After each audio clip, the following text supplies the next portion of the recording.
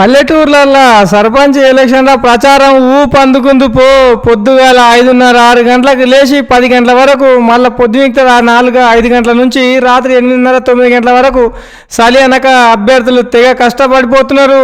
ఇంకా ఇయ్యాలనే రెండో విడత ఎలక్షన్ జరిగే మిడ్జిల్ మండల పరిధిలో గుర్తులు కేటాయించారు.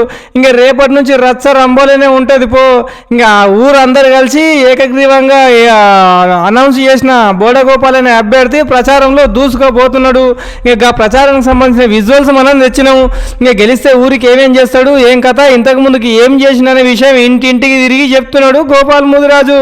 అట్లాగే ఊర్లో అందరూ కలిసి తనను గెలిపిస్తే ఊరు అభివృద్ధికి కృషి చేస్తానే అన్నారు. ఎటువంటి మచ్చ లేని మనిషి, ఎవరికి కష్టం ఉన్నా ఎవరికి నష్టం ఉన్నా ఎవరికి ఇబ్బంది ఉన్నా ముందు తనే ఉంటాడు. ఇప్పుడే కాదు గత 25-30 ఏళ్ల కొలిగా ఎవరు సర్పంచ్గా గెలిచినా తన వంతు కృషి చేసిండు ఊరు అభివృద్ధికి. ఇంకా కష్టంలో ఉన్నారని తెలిస్తే ఉన్న పలంగా ఉరికి వాళ్ళకి ఎంతటి సహాయం అనేసి మహా గొప్ప అని ఊరోళ్ళు చెప్తున్నారు. దానికి సంబంధించిన వీడియో ఇది. మళ్ళా ఎవరికి ఓటు ఓటు ఎవరికి వార్డులు ఎవరికి ఇస్తున్నావు?